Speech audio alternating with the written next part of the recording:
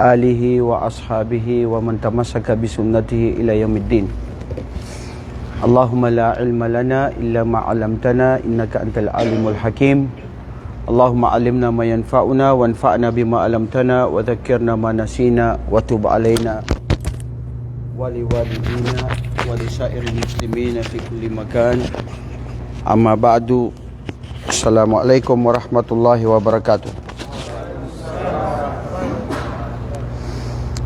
Mga kapatid, insyaallah ngayon magsisimula tayo sa hadith na ito ay may ugnayan sa akidah o tauhid.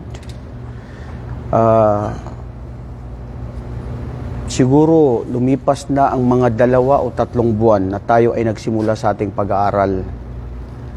So kailangan ay magkaroon tayo ng level 2. Kasi nasa level 1 pa lang tayo, tapos ang mundo ay umuusbong, tapos kayo hindi umuusbong.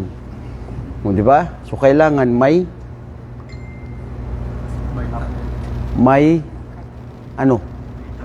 baitang, may pagbabago, may develop, di ba? Omar Cortez. O may progress. Kasi kailangan may move on. Nagmo-move on tayo, di ba? Huwag yung pabaliktad. Subhanallah, nakuha na rin natin noon ng tauhid, nakuha na rin natin ang fiqh, nakuha rin natin ang hadith, at nakuha natin ang tafsir.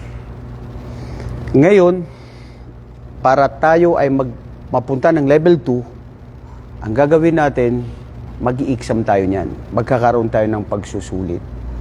Tama? Sinong gusto ng may pagsusulit? Alam ko, kayo ayaw nyo magtaas ng kamay, ha? Kailangan ng pagsusulit. Kailangan na mayroon tayong pagsubok para malaman hanggat saan yung natutunan natin. Alam nyo ang mundo, alam nyo ang ating pananampalataya, kailangan sinusubukan tayo. Titignan ng Allah hanggat saan ang tibay ng tigib ng pananampalataya ng isang Muslim. Al-iman. At ito yung kahalagaan ng hadith na ito na kukunin natin patungkol sa la ilaha illallah. Walang Diyos na dapat sambahin maliban sa Allah. At yan ang pinagkaiba ng mga Muslim sa hindi mga Muslim. Ang paniniwala sa tunay na nag-iisang Diyos. May mga tao naniniwala ng mga ibang Diyos, pero hindi si Allah, hindi Diyos na karapat-dapat nilang sambahin. So, ibig sabihin, nilagay nila ang bagay sa maling pagkakalagyan. Ibig sabihin, kumukontak sila sa Diyos na totoong Diyos, hindi nila makontak kasi maling Diyos ang kanilang pinapaniwalaan at maling Diyos na kanilang hinihilingan. Di ba? Correct. Kanina, meron tayong bagong kapatid dito na 1 buwan lang galing sa Maynila, sa atin, sa Makati. Bro, saan yung probinsya mo? Pangasinan. Pinggalatok ka. Ay, yung Pinggalatok, yun yung kwan. Oo. Maganda yung maganda yung subhanallah, yung istorya niya eh. Yung bago pa tumating dito, nandito na sa puso niya, nakaugat na sa puso niya na gusto na niyang mag-Muslim. At maraming mga dumadaan sa kanya na pangitain na tunay na nag-iisa ang Diyos. At sa buong buhay niya, aywan ko kung hindi daw siya kumain ng baboy, o ayaw niya talagang kumain ng baboy. Hindi mo naranasan na masarap daw ang baboy? Ayun, allergic. At hindi mo na talaga type kumain. Bro, wallahi sa totoo lang, pag ikaw ay ginabayan ka ng Allah, ang gabay kasi mula sa Kanya eh. Hindi sa kahit sino. Hindi mismo si propeta. Hindi lahat ng mga propeta. Kung sinong gusto nilang magabayan, hindi magagabayan yan. Dahil ang magbibigay ng gabay ay ang ating tagapaglikha, ang sinuman na tunay na bibigyan niya ng gabay. Wa ma kana li nafsin an tu'mina illa biiznillah. Hindi kailanman magagabayan o tatanggap ng katotohanan ang sinuman na kaluluwa, sinuman na tao. Sabi mismo ng Allah sa Quran, maliban na ito ay kapahintulutan at kagustuhan niya. Kaya minsan may mga tao maski gaano sila kaalam, ka-impluensya, mayaman, tanggap na nila ang totoong turo ng Islam. Pero bandang huli, sabihin mo na magsyahada ka. Sabihin mo ang la ilaha illallah na ito ang kaligtasan. Ito ang kaligtasan mo sa libingan mo hanggang sa araw ng paghukom. Sasabihin niya sa iyo, hindi pa ako handa. Magpapaalam mo muna ako.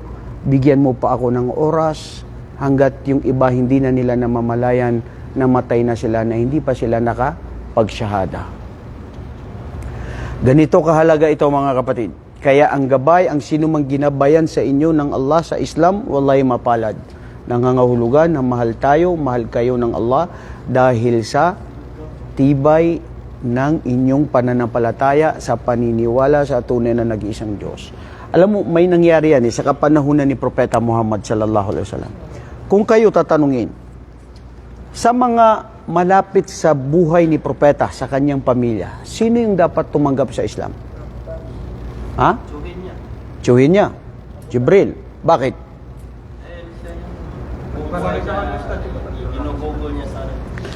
Ang tsuhin niya na si Abu Talib, siya ang nagpalaki sa kanya? Siya ang nag-aruga sa kanya?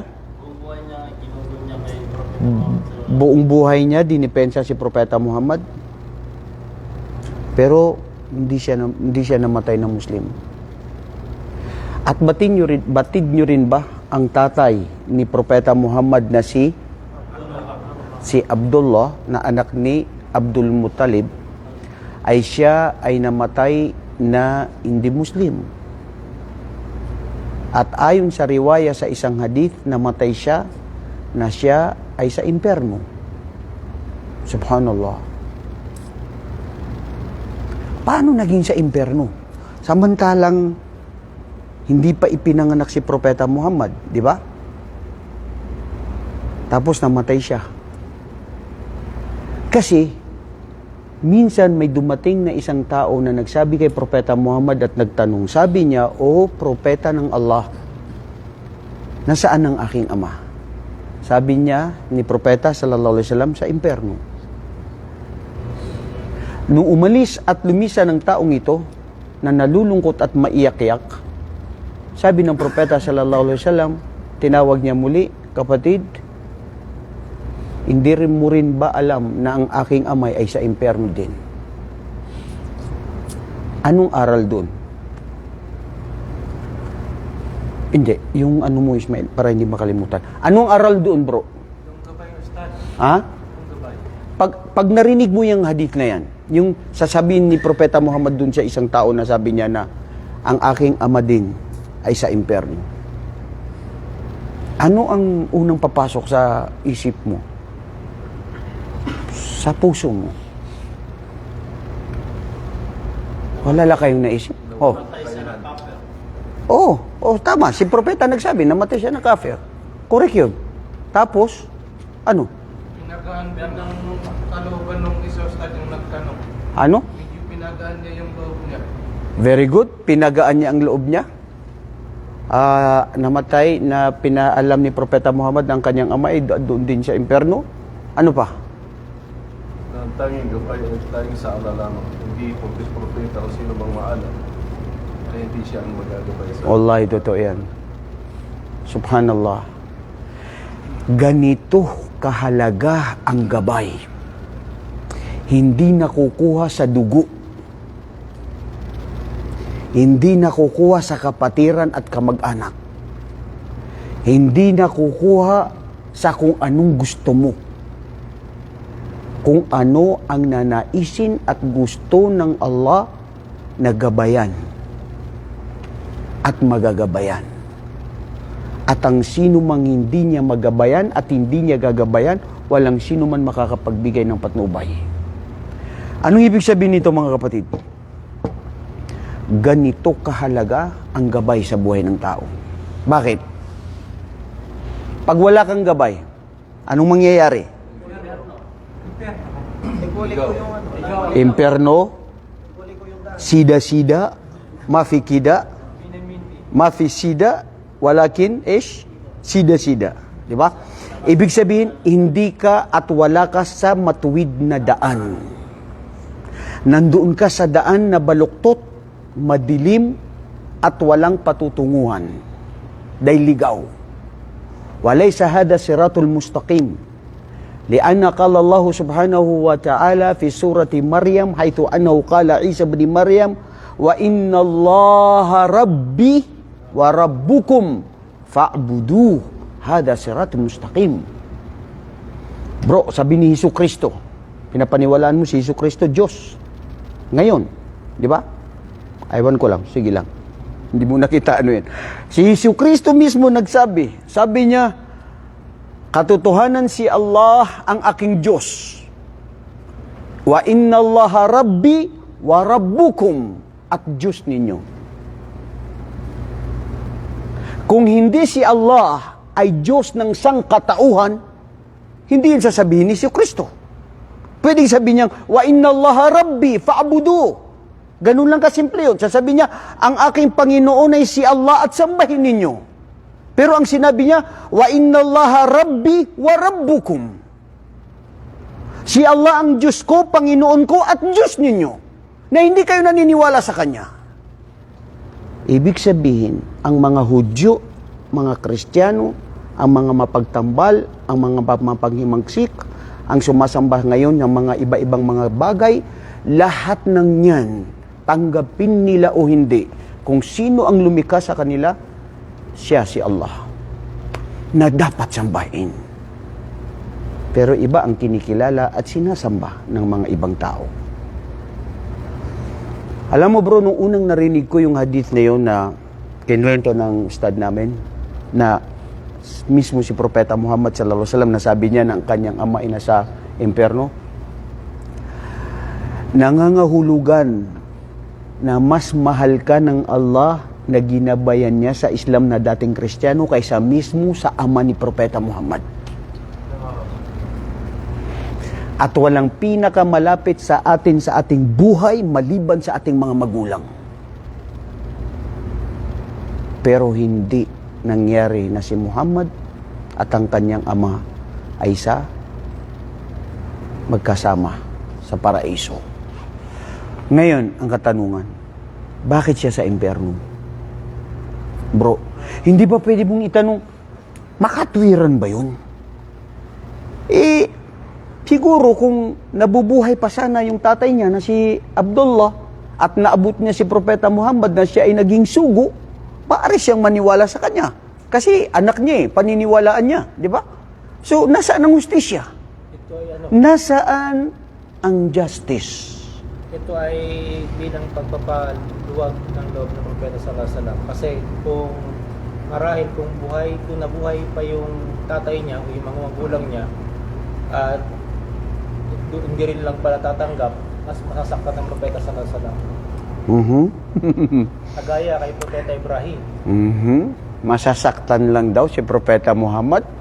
Kuro-kuro, opinion, may laman, may sense. Pwede. Pero hindi mo natanong si Propeta Muhammad, nasasama ba ang loob mo, sugo ng Allah, na hindi tatanggap ang yung tatay sa Islam? Oo, maaari, di ba? May punto. Pero, Baka maging hadlang din siya ustad sa pagpapagalaban pa Propeta sa Islam. baka maging hadlang lang ang kanyang ama. Ang kanyang ama, katulad nung kay Prophet Noah. Katulad kay Propeta Ibrahim. Hindi, kay Noah, yung anak niya. Yung anak niya. Asawa niya. Aha, ano pa? Oh, Mr. Cortez. Ano yan? Pangaral ng Propeta Muhammad, pag hindi mo tinanggap ang Islam, hindi ka mapupunta sa Jannah. Oh. Diba? Kaya nasabi niya doon kasi pagka sinabi niya ang aking may paraiso, hindi naman Muslim yung tatay mo, bakit mo pupunta ng paraiso? Kaya siguro... Masya Allah.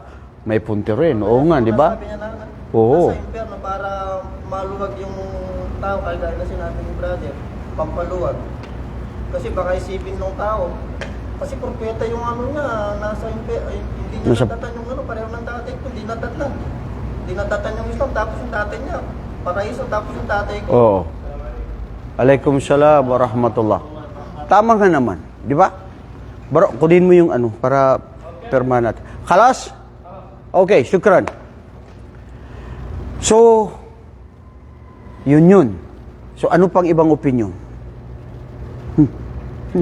Rashid, ha? Pinipili ng Allah subhanahu wa ta'ala kung sino talaga bigyan niya ng gabay. Allahu Akbar. Sino kanyang mahal. Pinipili ng Allah subhanahu wa ta'ala. Innal correct, hindi lahat. Innallah yahdi may yasha wa yudillu may yasha. Si Allah, gagabayan niya kung sino ang naisin niya at sino ang gusto niya. Kasi bago pa tayo malika, wala pa tayo dito sa mundo, alam na ng Allah at nakasulat na kung sino magagabayan at sino yung mga magmumuslim. I-relate natin itong nangyayari ngayon sa Palestine kasi pangkasalukuyan nangyayari. Naniniwala tayo sa Qadar. 50,000 taon bago pa malika ang mundo ay tapos na ang lahat at ang mangyayari at mga kaganapan. Itong mga bata na nakikita natin pero masaklap, mayroon akong nabasa na isang article ng Pilipino na politician sa atin sa Pilipinas. Sabi niya kaya pinapatay itong mga batang ito kasi para hindi rin sila lumaki na maging katulad ng magiging kalaban ng mga yan. Masaklap yun, bro.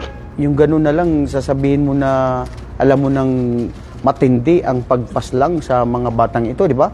Tapos basta yun na lang i-comment mo. Pero natatandaan nyo ang kwento kay Musa. Di ba?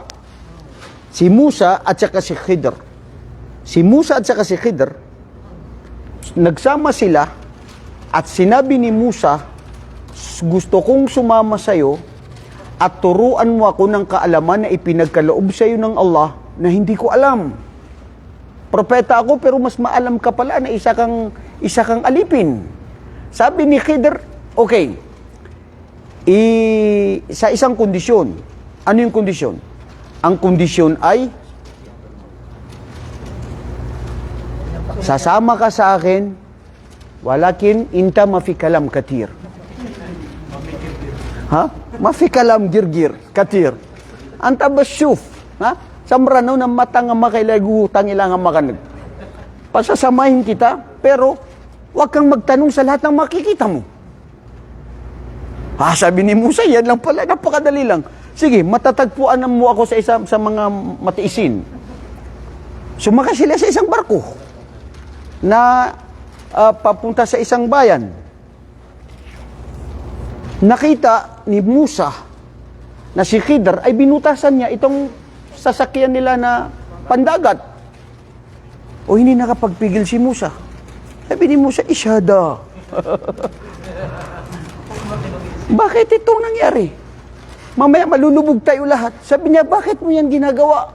Sabi ni Khidr, hindi ko ba sinabi sa'yo na ikaw ay hindi makakapagtiis sa akin? Alam ako la kalam tastati'a alayhi sabra. Hindi ba sinabi ko sa'yo na hindi ka makakapagtiis sa akin? Naalala ni Musa, o nga pala meron tayong usapan, sorry. Hindi na maulit. Hindi na daw maulit. Pagbaba nila sa isang bayan, may nakita silang mga bata na naglalaro. Hamad, Khud! Mayroon pa doon bro, isa? Wala na. Wala na, no?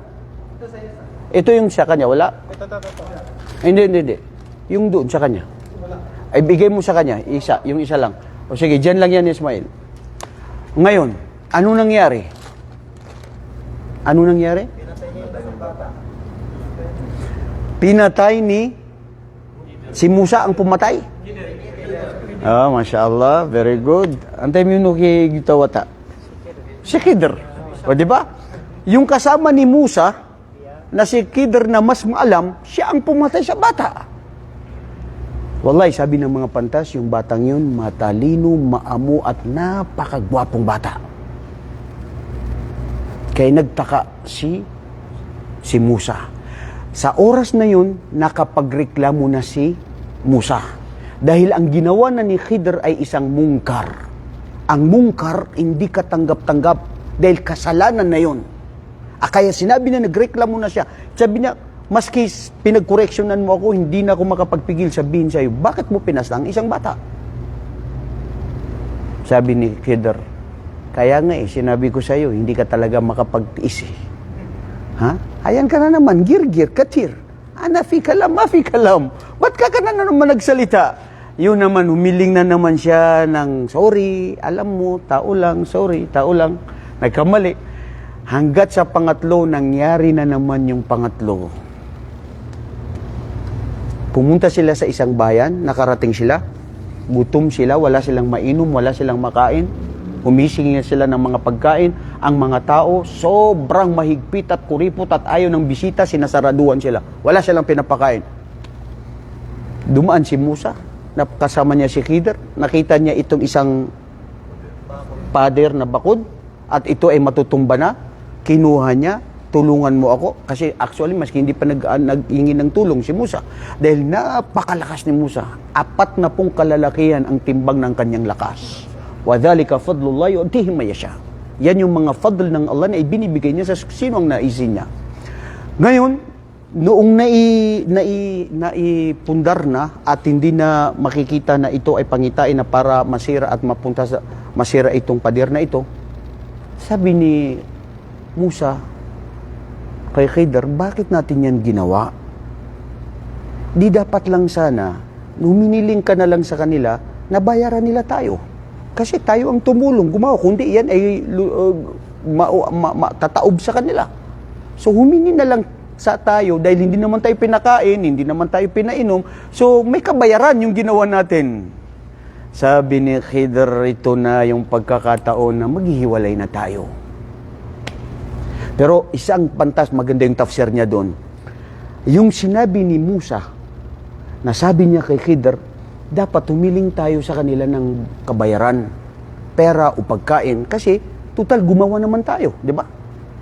Sabi ng pantas, sabi doon, kasi si Khidr, sabi niya, maghihiwalay na tayo. Kasi ang hiniling mo ay makamundong bagay. Allahu Akbar.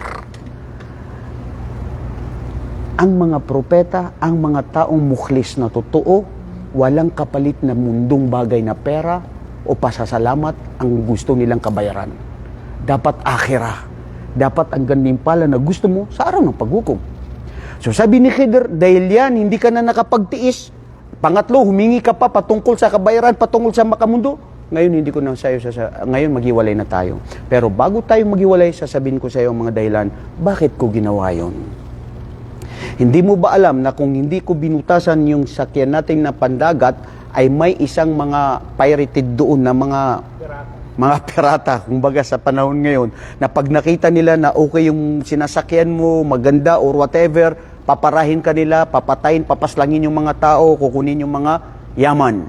Kaya nung nakita ko yun, binutasan ko yun para pag nakita niya, khaliwalihada, mahihirap yung mga yan. Baka lumubog pa sila, mamatay pa sila. So hindi na pinansin. Pangalawa yung bata, kung bakit ko pinatay, dahil ito ay ilham, mula ito sa kautusan ng Allah. Dahil ang batang yun, kung hindi ko yan napatay, lalaki siya na magiging kufr, na magiging dahilan ang kanyang ama at ina na masunurin, matakutin sa Allah, ay madadamay sila sa pagkakufr ng kanyang anak. Bata pa lang, napatay na yan. Kasi yun ang mabuti sa kanya.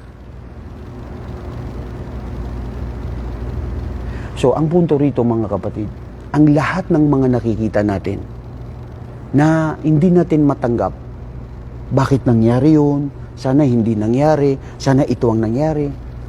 Huwag ka na sana ito, sana ginawa ko. Si Allah ang nakakaalam. At kung bakit niya pinahintulot, dahil may hikmah. Wallahi marahil mga kapatid, itong nakikita natin ng pagpaslang ng Israel sa mga Palestino. Napakalaking aral yan.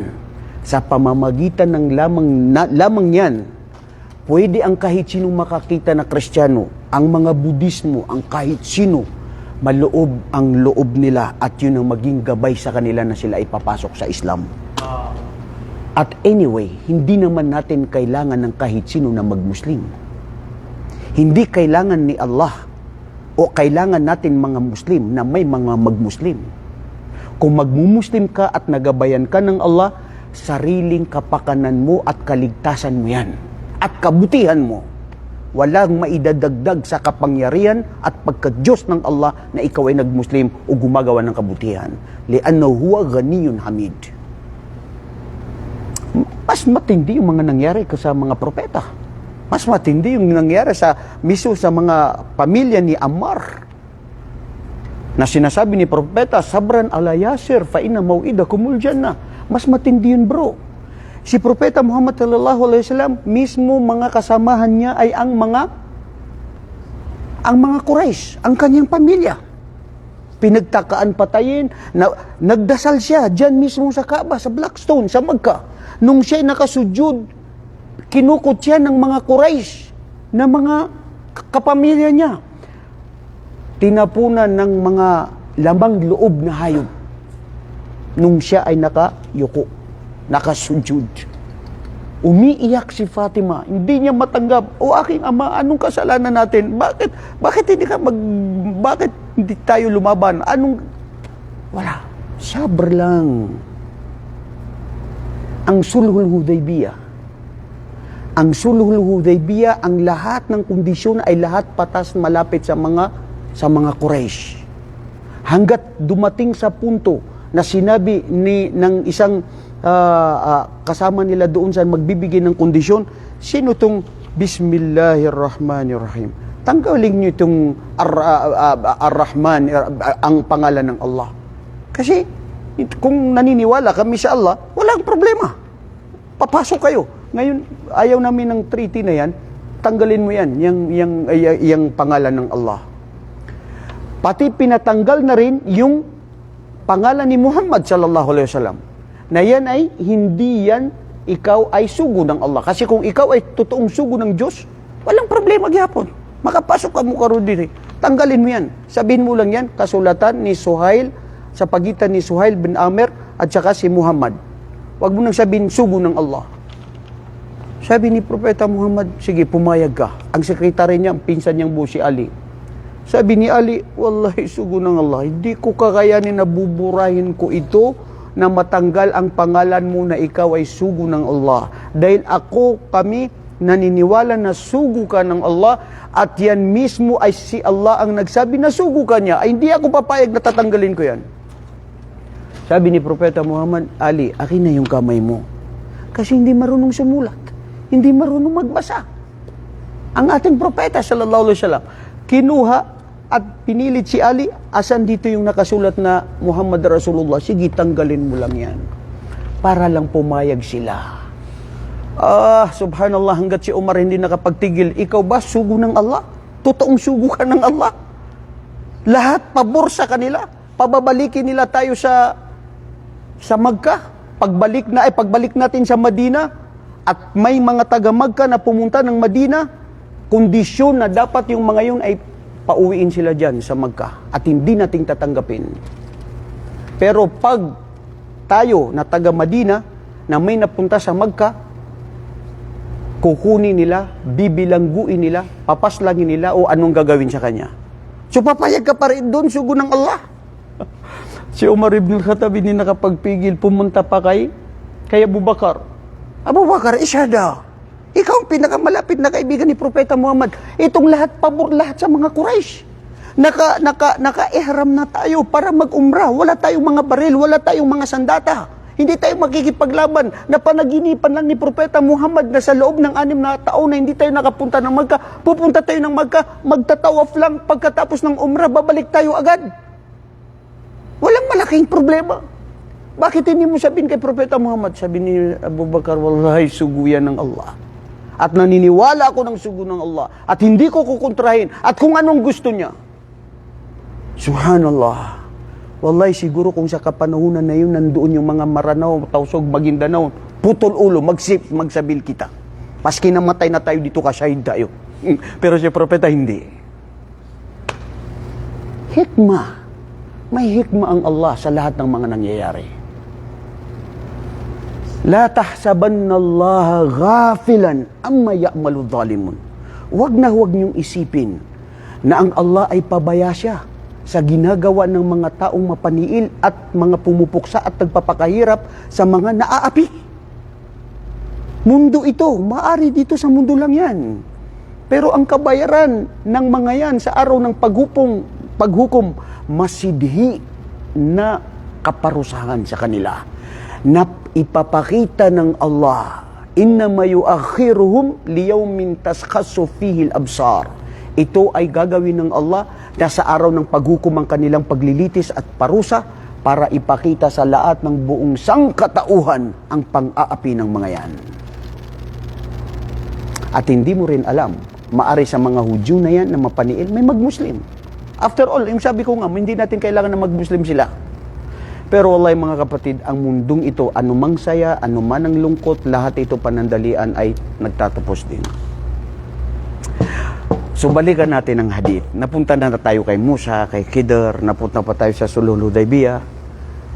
Hindi pa natin nakuha ang hadith na ito ang kahalagaan ng syahadatu an la ilaha illallah. Anong pangalan mo, bro?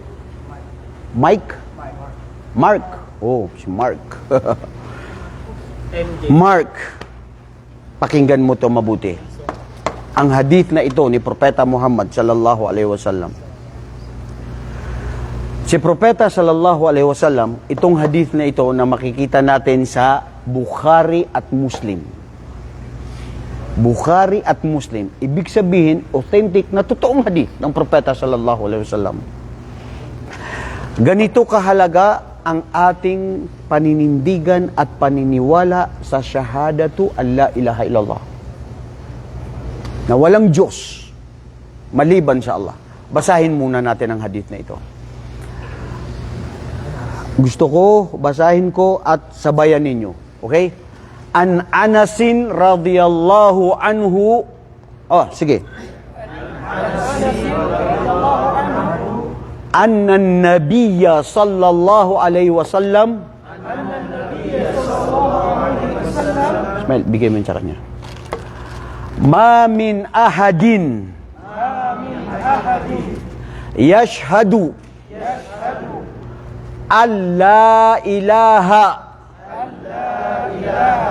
illallah wa anna Muhammadan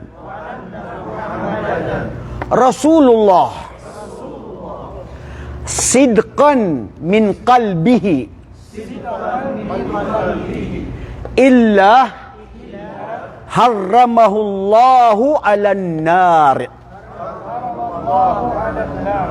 illa harramallahu 'alan nar. Oh, sino nakamurais? Taas ang kamay.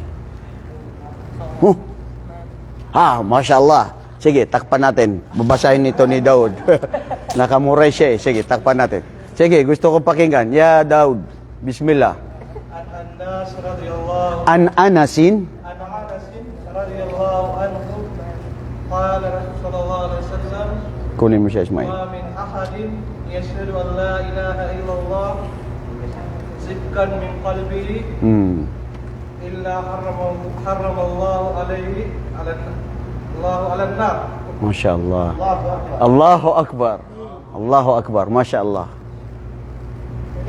Alam nyo ba? Ari, hoy.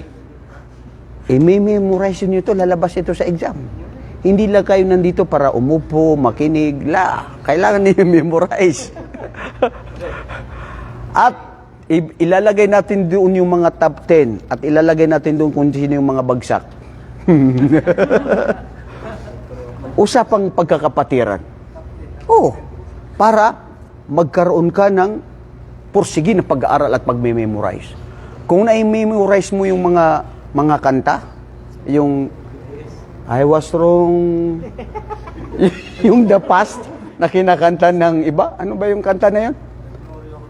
The Glory of Love. Allah, astaghfirullah. Siguro musikero ka, bro, no? Hindi akala ko yung hindi mo kanta yung mga yung sa mata makikita. Anyway, subhanallah. An Anasin radhiyallahu anhu qala anin Nabi sallallahu alaihi wasallam qala may yashhadu an la ilaha illallah wa anna Muhammadan Rasulullah sidqan min qalbihi illa harramallahu alayhi an-nar. Kalas. Babawi, sino pang naka-memorize? Ha? Ha? Farid, gusto mong lumaban? Alam mo ka, mga Maguindanon, lumalaban yan pati sa Pulangi. Sino? Ustad din yan? Ha? Ari ustad? Namba ni patalo ko? Ludab ka? Ha? Kagina ka manuto. Marano ka bisyari. Ari, marano ka? Ito na. Nilalamig na yata ito eh. Patayin mo na lang yung aircon dyan. Kasi malamig na ngayon ng panahon. Patayin mo yan. Okay, so anong punto rito mga kapatid? Laking aral makukuha natin ngayon dito. Itong hadith na ito ay authentic. Mga kapatid, wallahi, tignan nyo Sabi ng hadith ng propeta sallallahu alaihi wasallam, innamal a'malu bi khawatimiha. Ang huling titignan ng Allah na pagbabasyan ay ang mga huli nating gawain. Tignan yung dalil Bakit si propeta sallallahu alaihi wasallam ay pumunta siya sa kanyang tiyuhin na si Abu Talib? At sinabi niya mismo sa kanyang tiyuhin na o aking pinakamamahal na tiyuhin, magsaksi ka lang na magsabi ka na walang Diyos na maliban si Allah at ako ay kanyang sugo, ako ay magbibigay sa iyo ng garantiya at ikaw ay nasa kaligtasan. Kaya kailangan kinakasama mo ang mga kaibigan na mga mabubuti at mga kamag-anak na nagbibigay sa iyo ng mabuting pangaral. Sabi ng mga kapatid ni Abu Talib, Ishada, titiwalag ka sa kung ano ang reliyon na kinagisnan natin na pinag-iwanan ni Abu Talib na ating ama at ang kanyang mga ninuno dahil lang sa reliyon na yan ni Muhammad. Sa madaling salita, hanggat sa bandang huli, hindi niya nabigkas at hindi siya sumunod kay Muhammad. Na hindi niya pinansin o umiiyak si Propeta Muhammad, nagsusumamo kung totoo. Alam mo, subhanallah, astaghfirullah wa tubu ilayh, hindi natin pwede i-question, pero siguro kung ako yun, magsasaksi ako. Diba? Kasi huling antungan na yun Pero anong dahilan? Ustad, wag mo i-question yun. Kasi si Allah ang nagbigay ng gabay. Hindi niya pinahintulutan itong si Abu Talib. So, nung namatay siya, umiyak si Propeta Muhammad at humiling sa Allah dahil sa ako ay tinalagang bilang propeta at mamamagitan sa sino mang naisin ko na ang aking dakilang tiyuhin ay tanggapin ng Allah at patawarin siya at tanggapin sa paraiso. Ngunit bumaba ang aya, innaka la tahdi man ahbabta walakin Allah yahdi man yasha.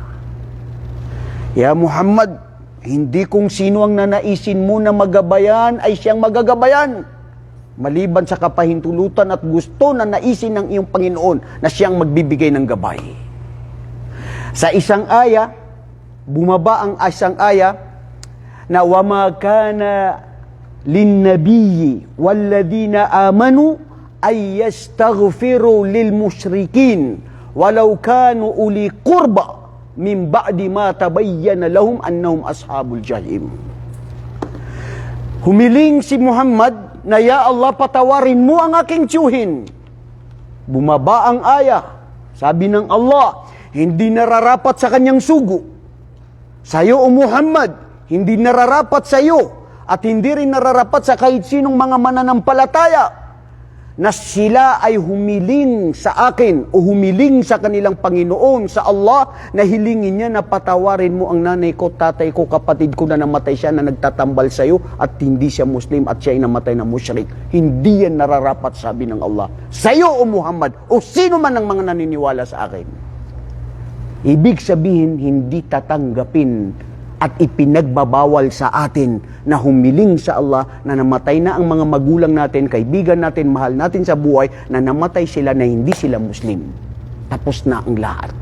Nung nandito pa sana sila sa mundo, kung sila'y nabubuhay at nagsyahada sila bago sila mamatay, yun, araw at gabi humiling ka sa Allah. Wallahi, dun sa kanilang libingan hanggang sa paraiso, nakikita nila ang liwanag at ginhawa ng iyong mga panalangin sa kanila.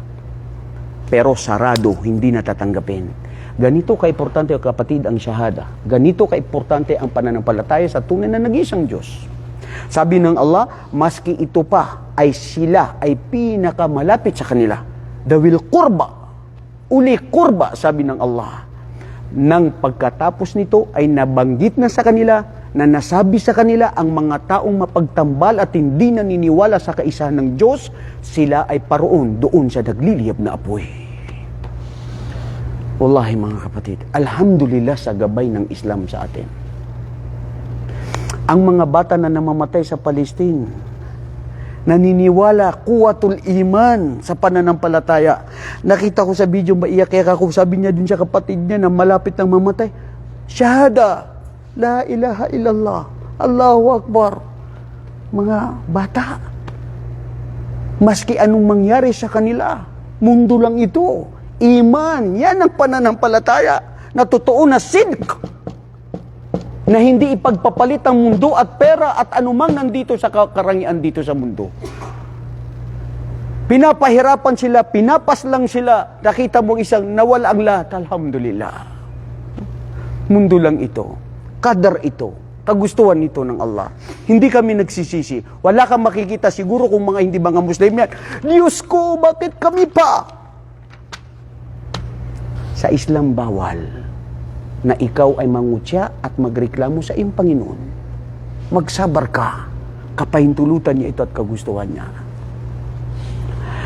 Dito sa hadith na ito, sabi ni Anas, na si Propeta sallallahu alaihi wasallam ay katotohanan na sinabi niya, ma min ahadin, ang sino man sa kahit sino, kahit sino sa atin, Kristiyano, Muslim o maging sino ka man.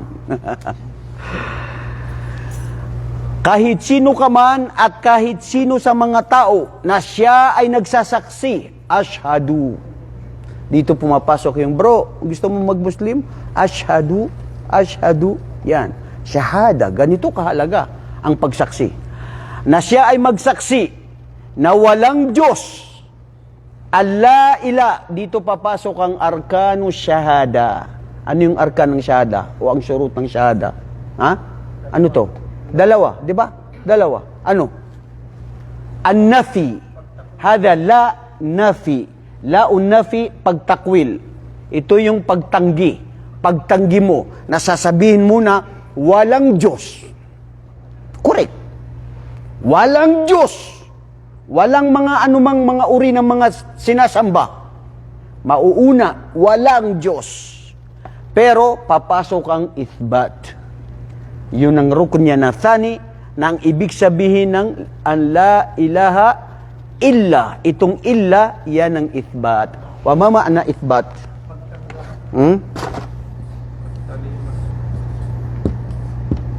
Ithbat.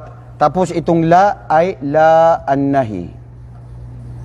Di ba? Ito yung pagtanggi, pagtalikod, na walang Diyos. Sasabihin mo walang Diyos. Walang makapangyarihan. Walang nagbibigay ng tustos. Walang may lakas. Walang maalam. Walang nagkukontrol sa mundo. Ang buhay ko ay para sa Kanya. Wala kahit sino. Illa. Hada huwal ithbat. Maliban na totoo na mayroon. Sino? Siya si Allah. At nakuha na natin yan maraming beses. Ang ibig sabihin ng Allah, pinupuri, niluluwalhati, sinasamba. Yun ang ibig sabihin nun. At ang pangalan ng Allah na ito ay siya ang pumili mismo sa sarili niya. Siya ang nagsabi, Innani anallah, la ilaha illa ana, fa'abudni wa aqimi salata li dhikri. Walang Diyos maliban sa akin, sambahin ako at magpatira kayo bilang ito ay pag-aalala ninyo sa akin.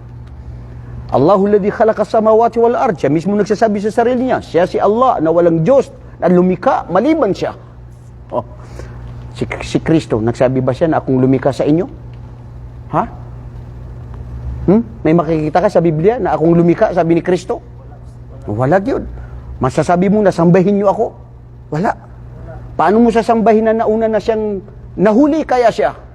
May mga nauna pang mga propeta. Nauna nga yung nanay niya. Di ba?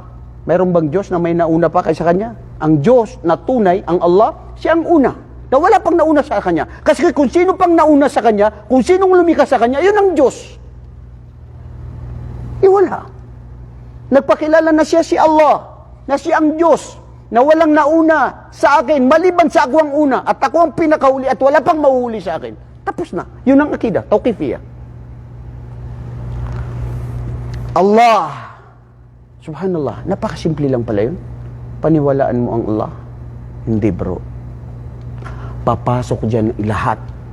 Ang anuman ng paniniwala ng katawan, ng mata. Hindi lang yung puso. Tingnan nyo. La ilaha illallah. Walang Diyos. Hada bima'na bil Arabiya, la ma'budatin bihaqqin illallah. Walang Diyos na dapat sambahin maliban sa Allah. Ngayon, ano yung pagsamba? Babalik ka na naman, ustad, sa pagsamba. Maraming beses mo niyan isulti sa amo. Nagtanong-tanong ka sa amo, magsulti sa amo na unsay ibada, unsay pagsamba. Napakadali na yan natitirinting na ang mga tenga namin. O sige nga, kung natitirinting tenga nyo, anong ibig sabihin ng ibada? Pagsamba. Bakit matahimik ang madlang people? Ano ang ibada? Mamanal ibada. At itong dahilan kung bakit tayo nilikha dito sa mundo. Wa ma khalaqtul jinna wal insa illa liya'budun. Si Daud lang ba? Siya lang ba dito? Ano? Ang pagsamba sa Allah na walang katambal. Ang pagtambal sa Allah, ang pagsamba sa Allah na walang katambal, siguro yung kasagutan mo, apo lang siya, apo. Ano? Ibada. O, anong ibada? Kilos at gawa Aha? na kalugod-lugod sa ala na pinanggap ng ala na lantaran o patago. Allahu Akbar. Lantaran o patago na gawain ng puso at dila. Ismun jami li kulli ma yuhibbullahu wa yardahu min qawlin wa amal zahiran wa batina. Ang pagsamba, kung bakit tayo nandito sa mundo, ay ito ay ang lahat na gawain. Lahat ng gawain na kinalugdan ng Allah. Lahat na gawain na mabuti, na kinalugdan at gusto ng Allah. Kasi may mga gawain na hindi gusto ng Allah. Di ba? Akala mo mabuti. Yung mga tao na sumasamba na nagsasayaw-sayaw. Akala nila yun ang mabuti. Na-exercise pa daw sila. Hindi yun. Hindi yun gusto ng Allah. Kasi ito, makukuha natin dito anong ibig sabihin ng Muhammad Rasulullah. Pangalawa ay tinanggap ng Allah dahil itong gawain ay mabuti. Pangatlo ay ito ay dahil naaayon sa pamamaraan ni propeta. Yun, para matanggap. Kasi kung gagawin mo yung kagustuhan ng sarili mo, maliligaw ka, bay. Dito ka maka-atu dito sa Mabini. Pag iba yung gagawin mo. Kasi mayroong dapat na sundin . Bakit ka mag-iiba? Sasabihin sa'yo, bro, dito ang dadaanan mo . Hindi, doon ka pa dumaan. Iba. Ang Islam ganun. Tapos na ang Quran at saka hadith. Nandyan na si Propeta Muhammad. Ino ka sibay sa inom makasaig. Bakit ka mag-iiba ng daan? Pupunta ka sa dating daan. Tanging daan. Kahit daan ka lang, saan pumuntang daang daan, iisa lang ang daan patungo sa paraiso. Ang pagsabi ng la ilaha illallah. Ngayon, wa anna Muhammadan. Mga kapatid, si Allah wallahi, nagsasaksi sa Kanya ang lahat ng Kanyang mga nilikha. Nagsusujud sa Kanya at naniniwala sila lahat na walang Diyos na maliban sa Kanya. Nag-iisa. Hindi pwede ang Diyos ay dalawa. Hindi pwede maging tatlo. Kasi ang Diyos hindi nangangailangan ng kasama. At hindi nangangailangan ng anak. At hindi siya katulad ng tao. Walang kawangis. Diba, bro? Wallahi, gisingin natin ang tamang pag-iisip natin. Ang mga taong ito na nagpaparusa sa ginagawa ang lahat ng kagustuhan, it's either sila ay mga musyrik o mga mulhid. Al-mulhidun alladhina la yu'minuna bi'annahu biwujudillah. Naniniwala sila na walang Diyos. Yung mga atheist, may mga ganyan. Lahat ginagawa. Marami yan sa Europe, marami yan sa Amerika. Pati ang mga Israel, karamihan sa kanila din. Pero may mga Israel na talagang reliyoso. Ha? Nakikita natin yung mga anong pagkontra nila dito. Yan lang naman yung mga Zionist. Yung mga Zionist na yan, yan yung nagpabago sa kanila at nagpasira sa kanilang akida. Ngayon, papasok si Muhammad. Hindi sapat na naniwala ka sa Allah. May nagsabi na, importante naniwala ko sa Diyos. So, hindi na ako maniniwala kay Muhammad. Paniniwalaan ko na lang si Hesus Kristo, Ustad. Sige na, siya ay propeta. Pero si Muhammad, hindi ko paniniwala na propeta. Paniniwalaan ko si Hesus Kristo, dati Diyos ko siya. Ngayon, propeta na lang. Kasi parang na-challenge ako sa sinabi mo eh. Parang mas okay siya, propeta. Sige. Pero si Muhammad, hindi ako naniniwala na siya ay propeta. Tama ba ang paniniwalang yaon? Mali. Mali? Dito parang tama eh, kasi tahimik sila eh. Hoy, ha? Tama o mali? Kumontra kayo. Kontrahin nyo. Ha? Kulang. Tinimbang, ngunit kulang. Ha? Tama? Mali at hindi ka tanggap-tanggap. Dahil pag naniwala ka lang sa Allah at ikinutya mo at tinakwil mo at hindi ka naniniwala kay Muhammad na sugo ng Allah, walang saysay ang paniniwala mo sa Allah. At walang saysay din ang iyong paggawa ng kabutihan, ang iyong ibada. Huwa qudwatan hasanah. Atiullah wa atiur Rasul. Sundan niyo si Allah at ang kanyang sugo na si Muhammad. May yuti ar-rasulah faqad ata Allah. Ang sino mang sumunod sa kanyang sugo na si Muhammad, totoong sumunod siya sa Allah. Correct. Wa ma atakumur rasul fakhudu wa ma nahakum anhu fantahu. Kung ano ang idinating sa inyo ni Muhammad, sundan ito at isagawa at kunin. At kung ano ang ito ay kanyang ipinagbawal sa inyo, umiwas kayo at huwag niyong gawin. Diyan papasok ang ibig sabihin na Muhammad Rasulullah. Anong ibig sabihin ng Muhammad Rasulullah? Ha? Walang iba na ako'y sumasaksi na si Propeta Muhammad ay sugo ng Allah. Yun bang ibig sabihin nun? Tama, mali? Tama. Yun lang ba yun? Yun lang ba yun? Uling sugo at pagsunod at Uling sugo. Ano pa? pagsunod sa kanyang inuutos, Pagsunod sa kanyang inuutos. pagbawal sa kanyang ipinagbawal. Pagbawal sa kanyang ipinagbawal. MashaAllah. Very good. Al-arkan yusamuna asyhadatu Muhammad Rasulullah, apat yan. Okay? 1, 2, 3, 4. Ta'atur Rasul. Pagsunod sa ano ang sinabi ni Propeta Muhammad. Ano ang kanyang mga turo. Pangalawa ay as-sidq. As-sidqu bima akhbara. Yung pagpapatotoo na paniniwala sa ano ang sinabi niya. Ano ang sinabi niya, totoo. Walang pagsisinungalin. Wallahi, lahat ng sinabi ni Propeta Muhammad ay totoo at sumasaksi ako na totoo. Itong mga nangyayari ngayon dito sa mundo, kung bakit natin ito alam, bakit natin ito batid, dahil kay Propeta Muhammad ay pinabalita na niya sa atin dahil pinaniwala natin siya. Kasi kung sinungalin si Muhammad, walang saysay ang iyong paniniwala. Sidq. Mama na sidq. Pagpakatotoo. Di ba? Ano ba yung sig na malapit sa Tagalog? Sidq. Pagiging tapat. Tapat. Pagiging tapat. Katapatan. Katapatan mo sa Kanya. Pagka-sincero mo sa Kanya. Pagka-totoo mo. Ibig sabihin, kung ano ang sinabi ni Muhammad, kalas. Sinabi yun. Katulad ni Abu Bakar Siddiq. Kung bakit sinabi na si Abu Bakar Siddiq kay Siddiq, sinabi sa kanya, Abu Bakar, naniniwala ka ba na si Muhammad na nakapunta daw mula dito sa Makkah, na natulog siya ng gabi, tapos pumunta sa Jerusalem? Pumunta doon sa Masjidil Aqsa?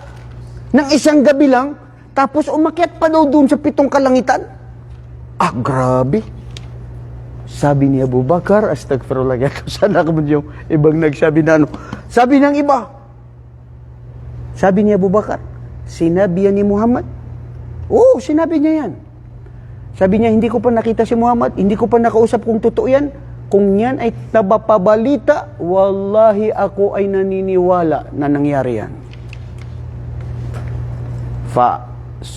Fasumiya as-Siddiq. Tapat kasi si Abu Bakar na Siddiq. Kung tapat kayo kay Propeta Muhammad, sundan nyo ang kanyang pag-uutos. Walang pag-aalinlangan. Ano ang sinabi niya, anong ipinagbawal niya. Huwag kayong magdagdag sa mga hindi niya ginawa. Pwede kang gumawa sa mga bagay na ginagawa mo na ito ay hindi ginawa ni Muhammad sallallahu alaihi wasallam. Importante walang ugnayan sa pagsamba para hindi maging bid'ah.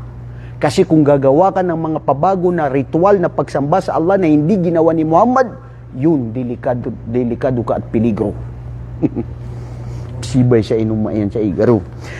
Pangatlo, pagkatapos ng at-ta'atu as-sidq, ang pangatlo ay an-nahi. An-nahi bima naha anhu. Ang pag-iwas o pagbawal sa bagay na ipinagbawal ni Muhammad. Yan ang kasama sa arkan ng syahadatu Muhammad Rasulullah. Kung ano ipinagbawal ni Muhammad sallallahu alaihi wasallam, ipagbawal mo din. Di ba? Yun ang totoo. At ano yung pang-apat? Ha? Sino? Pag-utos, pagsunod, igagaw naman na siya. Bay, oy, ho, parehas lang. Ano ang pang-apat? An la ta'budallah illa ma syara'a bihi. Allahu Akbar. Correct. Ang wag mo sambahin si Allah. Tignan nyo to. Don't pray. Don't worship Allah the way you want to worship. Because there is a prophet of Allah that you should follow the way he worshipped Allah. Don't make your own opinion and decision the way you want to do. Because the shaitan is with you. The shaitan will tell you, make a little bit dance. Take off the light. Play piano. And sing. Sing.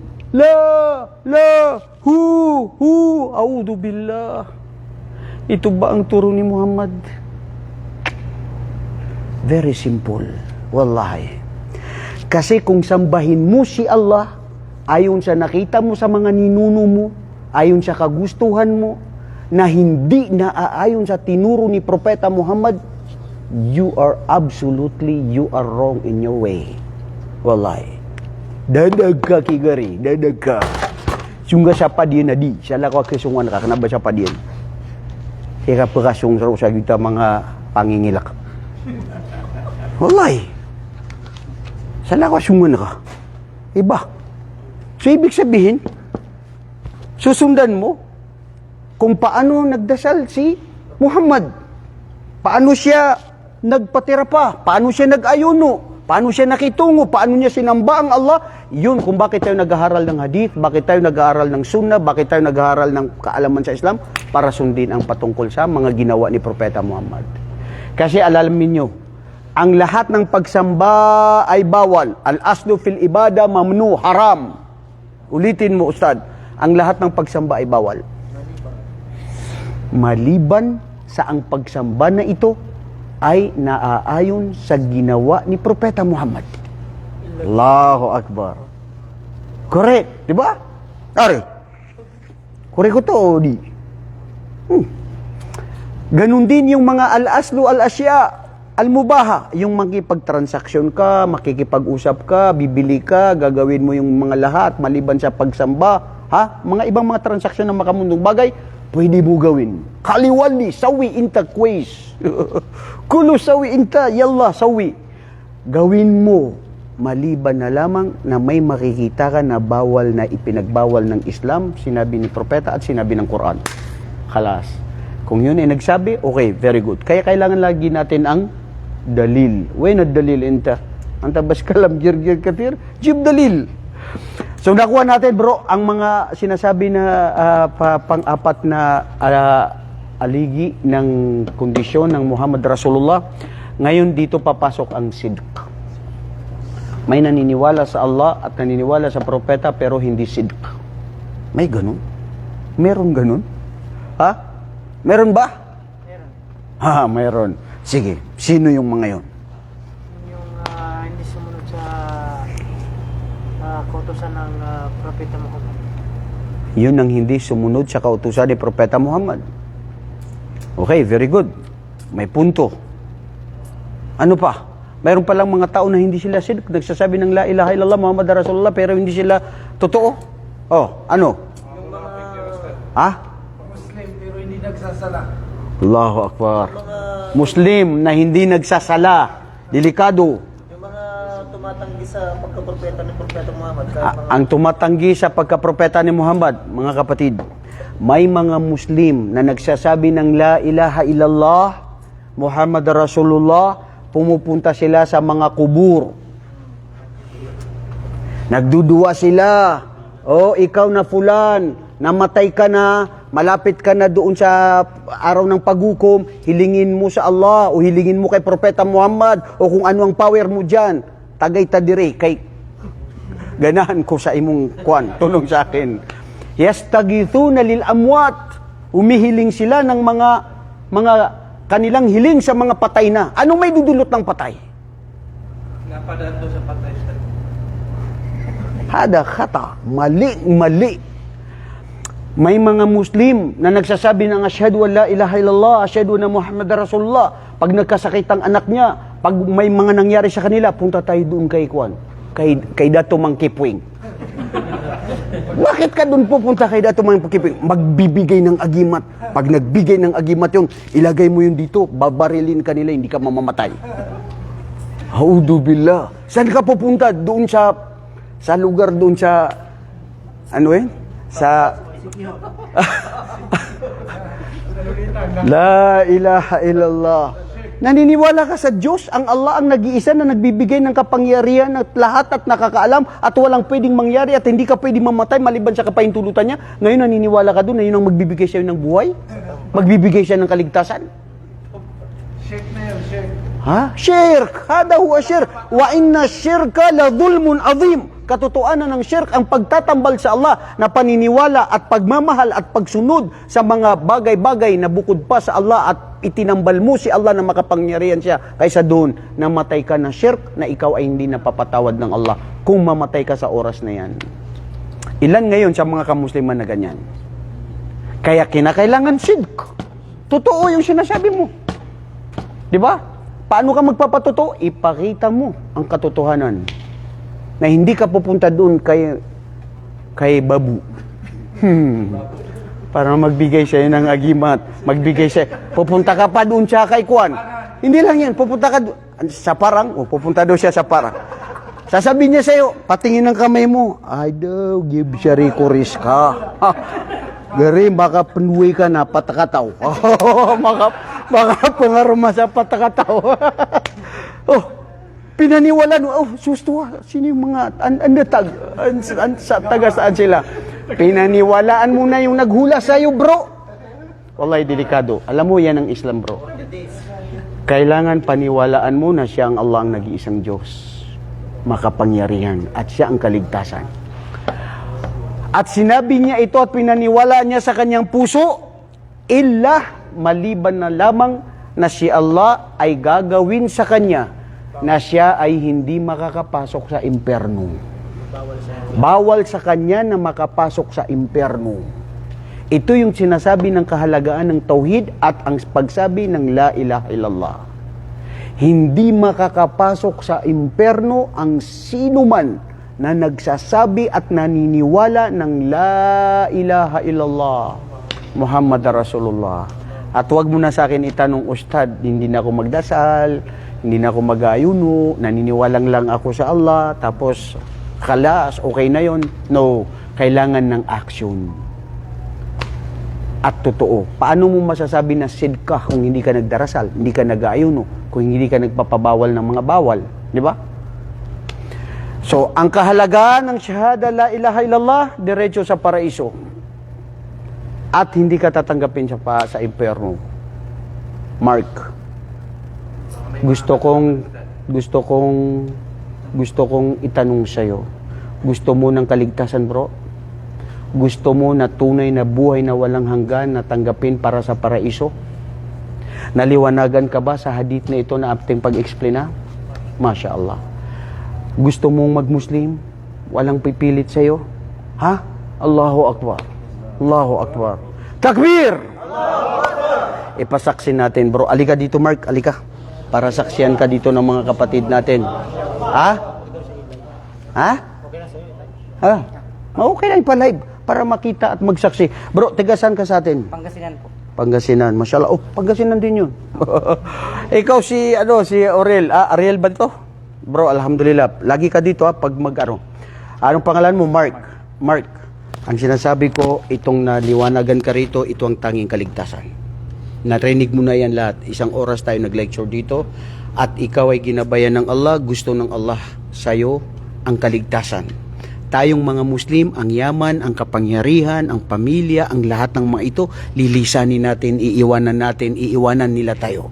Ang totoo na matitira sa ating libingan, kaligtasan natin, lalo na sa araw na paghukom, ay ang paniniwala sa nag-iisang Diyos. Handa mo ba itong tanggapin? Opo. Allahu Akbar. Sabihin mo, Ashhadu Asyhadu alla alla ilaha ilaha illallah illallah wa ashhadu wa asyhadu anna anna Muhammadan Muhammadan Rasulullah. Rasulullah. Allahu Akbar. Takbir. Sabihin mo sa Tagalog yun, Mark. Ako ay sumasaksi Ako ay sumasaksi na walang Diyos na walang Diyos nararapat sambahin na nararapat sambahin maliban sa Allah maliban sa Allah na nag-iisa at walang katambal. na nag-iisa at walang katambal. Ako rin ay sumasaksi Ako rin ay sumasaksi na si Propeta Muhammad na si Propeta Muhammad ay huling sugo ng Allah ay huling sugo ng Allah at kanyang alipin. at kanyang alipin. Ako rin ngayon ay sumasaksi at tunay na naniniwala Ako rin ngayon ay tunay na sumasaksi at naniniwala na si Jesucristo na si Kristo na anak ni Maria, na anak ni Maria, na siya si Isa na siya si Isa sa Islam sa Islam ay bilang alipin ay bilang alipin at propeta ng Allah. at propeta ng Allah. Allahu Akbar. Allah. Alhamdulillah, bro, mashallah. I-welcome natin ang kapatid natin sa Islam, bro. Napakalaking gantimpala ng Allah sa iyo, bro. Ang kanyang paraiso dahil sa pagtanggap niya sa Islam. Barik lahu, mga kapatid. Ito ang tunay na yaman ng ating kapatid na ito, bro. Wallahi, napakalaking gantimpala.